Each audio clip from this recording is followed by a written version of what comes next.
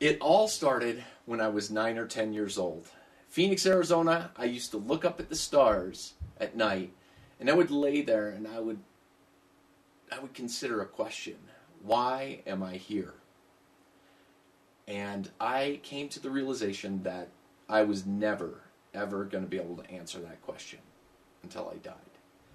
And I was raised in Catholicism, and I think had I found a way to start asking myself and getting answers to the question, why am I here, through Catholicism and a spiritual relationship, I would have answered that question a lot quicker in life. However, maybe it wasn't what was taught to me, but it was what I heard that I questioned. And so I never could answer that. And so I really felt insignificant. I just couldn't get significance through a spiritual relationship. And so it wasn't until I saw the movie What the Bleep. And it's not a big secret that science is kind of a big deal for me. So when I finally realized that there's things out there that we just can't see that are manifesting and happening around us that we can't see because we have six senses, and that there's all this research that's going on, that is what was the key for me, that kind of kicked into my soul that maybe there's another answer, there's a way for me to connect with God and have a connection to God. And so finding Science of Mind was a huge deal for me.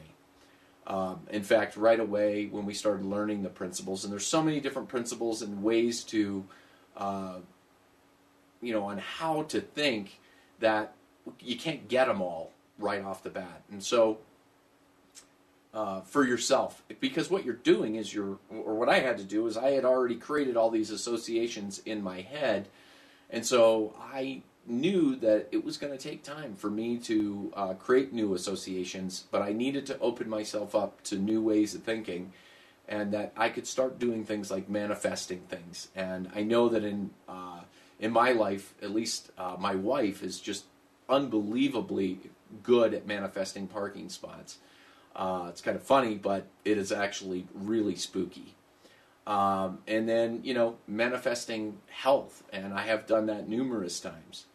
And so that's why I'm so grateful for this philosophy and for being in a class like this, because you get all of these spiritual tools and ways to do things, but you now have all these associations you've created over your life, or I've created over my life in me, and so I now need to redevelop new associations.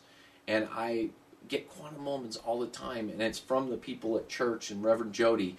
And anytime you just say one thing, it could give me, and it has. Probably everybody in this class has said something that made me go, "Oh yes, that makes sense."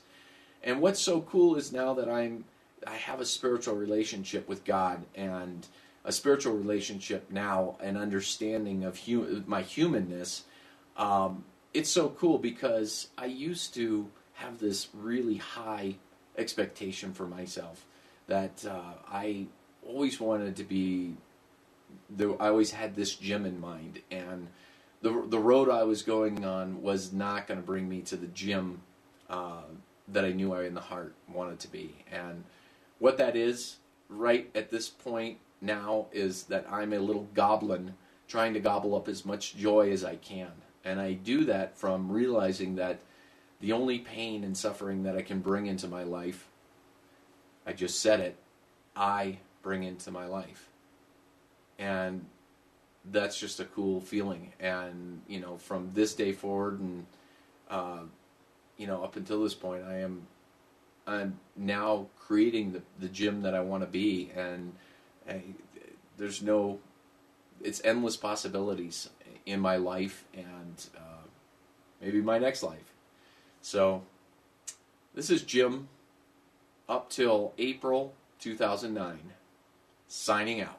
Now you may be thinking that I was there, but this watch is never wrong. And if I have